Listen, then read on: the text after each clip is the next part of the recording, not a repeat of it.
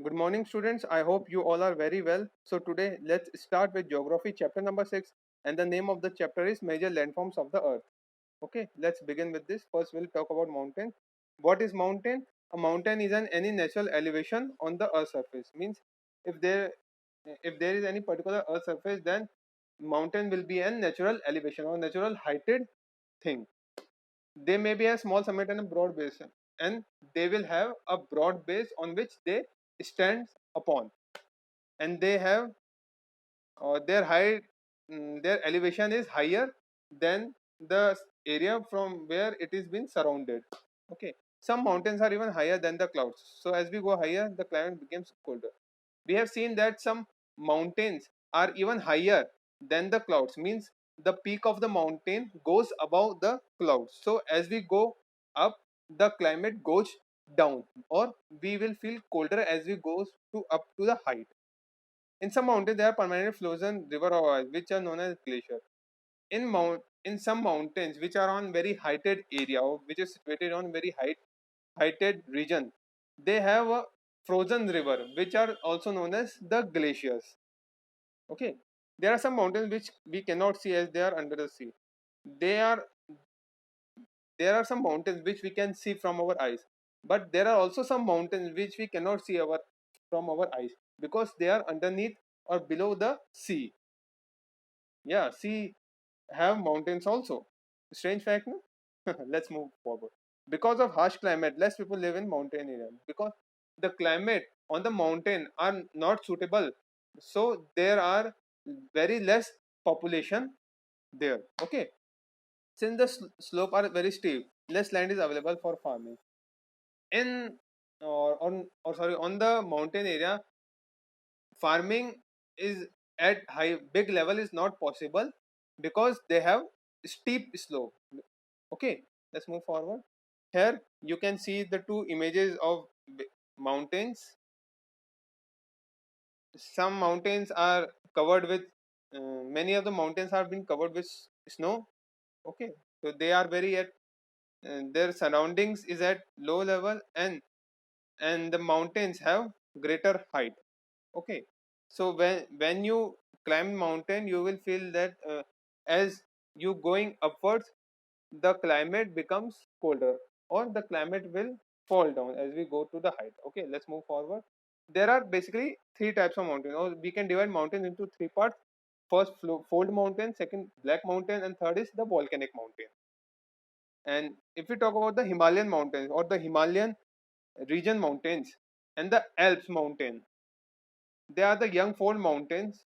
They are the first kind of mountain, like the fold mountains, with rugged relief and high conical peaks. They have, if you see the peak or the highest point of these mountains, then you will see that it's like conical shaped or cone shaped peak. The Aravalli range in India, in which most of the part you will see in Rajasthan, the Aravalli range in India, they have the oldest fold mountain system in the world. As this this mountain range or the Aravalli mountain range in India is regarded as the oldest mountain range of the world. The Appalachians in the North America and the Ural mountain in Russia, they have rounded features and low elevation. Means these mountains are not have great height, but they have very low elevation but a good level height. Okay, let's move forward.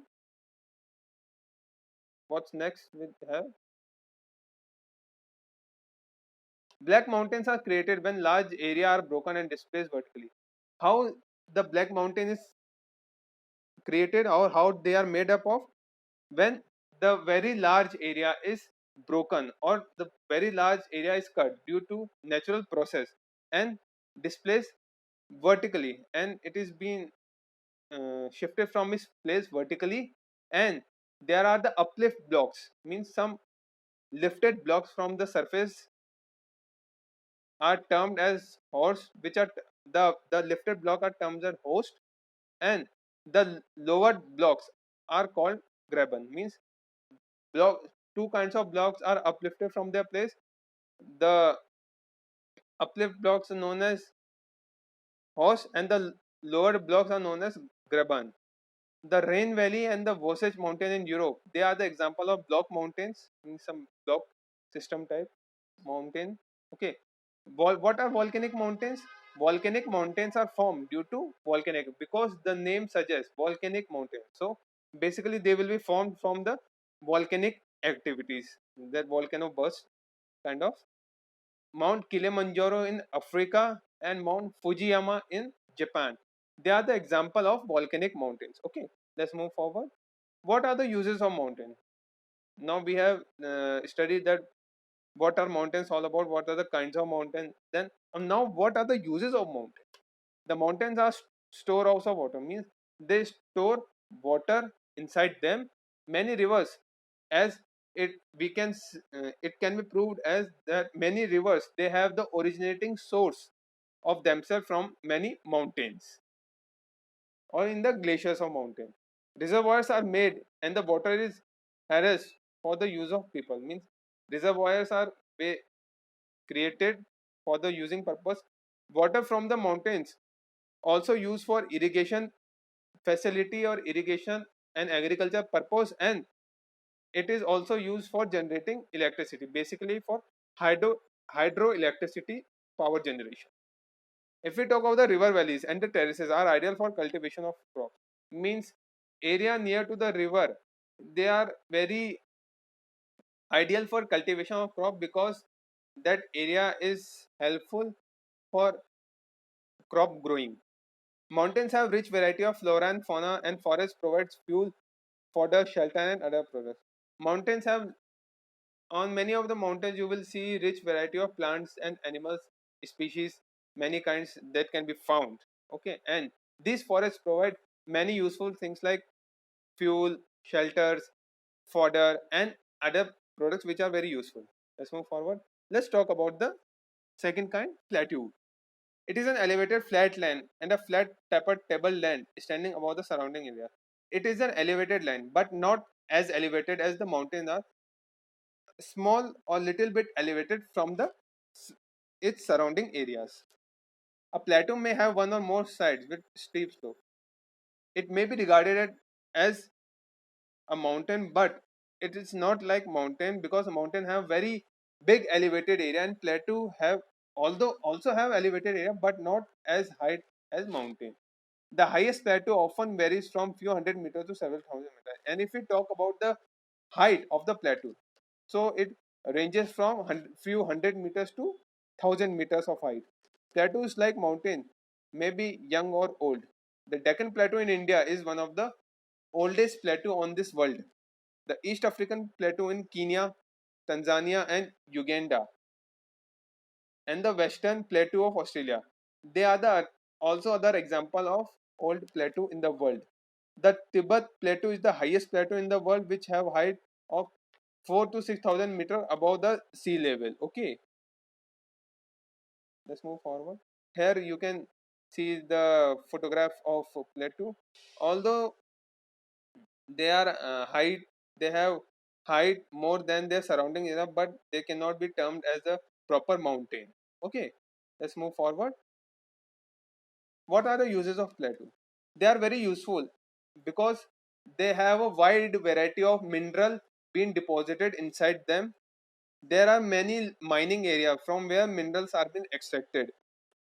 In such areas, there are several waterfalls. I mean, many types of waterfalls can be found because the river water falls from a greater height. And in India, the Hunduru Falls in the Chota Nagpur Plateau on the river Subarnarekha, and the Jog Falls in Karnataka. These are the such examples of plateaus waterfall. The lava plateau is rich in black soil and that are fertile and good for cultivation. And if we talk about the lava plateau, then it is have rich in black soil, and the black soil is very useful in cultivation, and it is very fertile land. There are many plateaus have scenic spots which are great at, means there many plateaus they have scenic area, or they have scenery which attracts many tourists all around the world. Okay, now the third kind, the plains. Plains are large stretches over the flat land. They are not more than 200 meters above the sea level.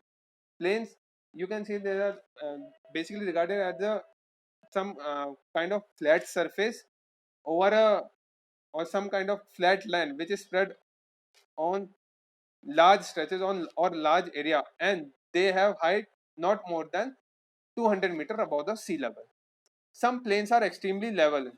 We can say that some plains are very extremely level as with the ground level, and others plains might have some slightly rolling and undulating or slightly some height. Most of the plains are formed by rivers and their tributaries. How the plains are formed? Because of the rivers and its tributaries. We can say that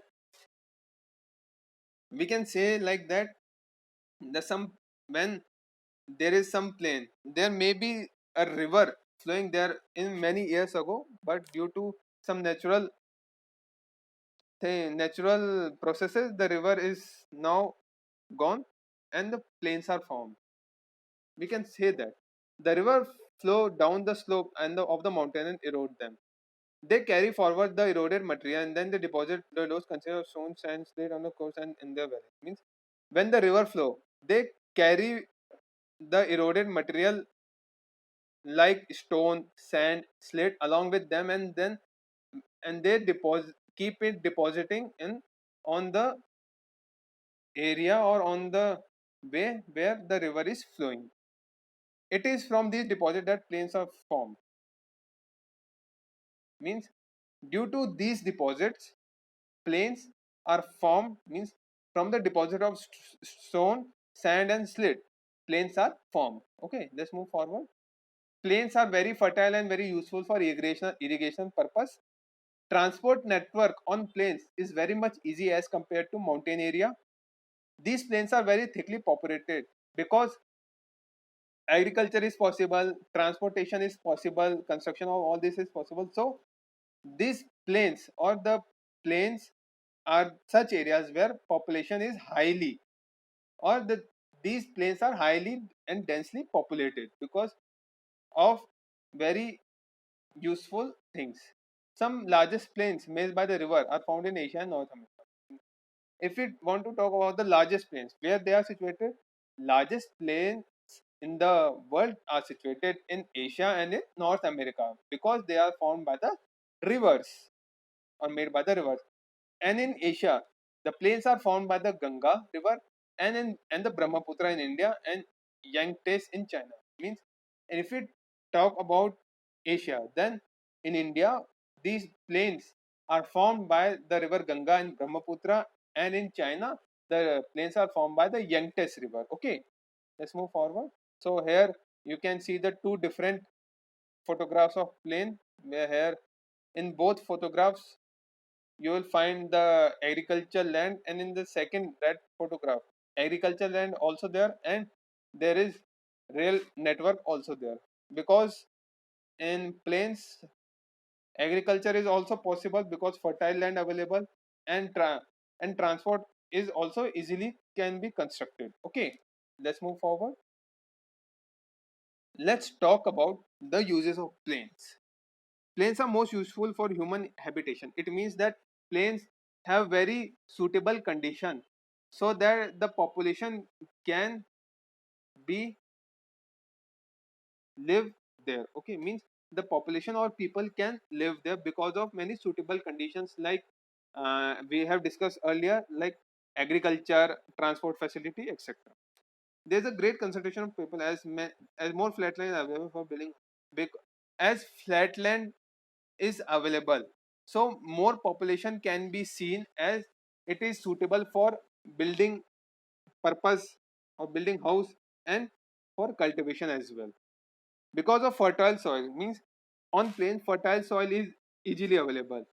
The land is highly productive for cultivation, means more fertile land, more cultivation production. Okay, or more agriculture production. And in if we talk about in India, the Indo Gangetic plains, they are the mostly densely populated region of the country. Means the Indo-Gangetic plains means the area where from where the river Ganga is flowing. The Indo-Gangetic plain, that area is densely populated because it is more fertile. Now next come the landforms of the people. Humans are living in different kinds of landform in different ways. Means it says that in plains people living in different way, and in if you go to mountain area, then people have different lifestyle there. Life is different. We all know that the on mountain area cultivation or agriculture is not easily possible. So life or the population in mountain area is less or very difficult. Plains provide much better if we compare plains and mountains, then plains provide much better condition where it is very easy to grow crop, very easy to build any kind of house, and easy to build any transport network as compared to mountain. Natural calamities such as earthquake, volcanic eruption, storms and flood can cause widespread destruction. There are many natural calamities like earthquake, flood, storms that can cause a widespread destruction, or the massive level or the big level harm and destruction for the property of man and other things. Huge loss of life means huge destruction of life and property takes place due to these natural calamities.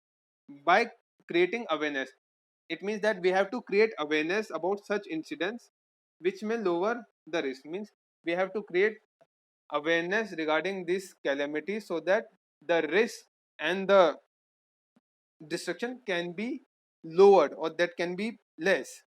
Many times we use land in wasteful manners. Example, construct a house on a fertile land. Similarly, we throw garbage on a land and water and make them dirty. We have seen that the people destroy or use the land in very negative or wasteful manner. Means wasteful manner means it is of no use. For example, we construct house on a fertile land, so because that land can be used for agriculture, but because as population is growing, so we need to accommodate that population. So fertile land house is being constructed. This must not be done. Okay. Similarly, we used to throw the garbage on the in the river or on the land, so which pollute the river and land, which must not be done. We should avoid using such important, and from this we can say that we should avoid using such natural gift in a wasteful manner, or we must not pollute the natural resources which is given by the earth as the gift to the human in a wasteful manner. Okay, this available land is not for only for our use, as we this available land is not only for the human use. Animal also come, they graze or they eat. So it is not like that the land, the ownership is only for the human. It is available for the use of other animals also. It is our duty to leave earth a better place for the future generation as well. So this last line says that we should use the available natural resources in good manner, so that our future generation or our upcoming generation, when they come, they are able to utilize the natural resources as well. We must not use the available all the available resources at once.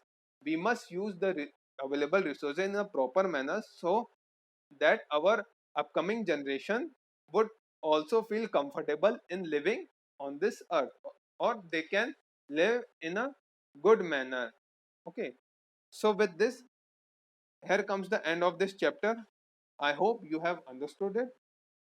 Read this chapter again and again, and listen to this video and audio, so that you will understand this chapter without any confusion. Till then, take care. See you.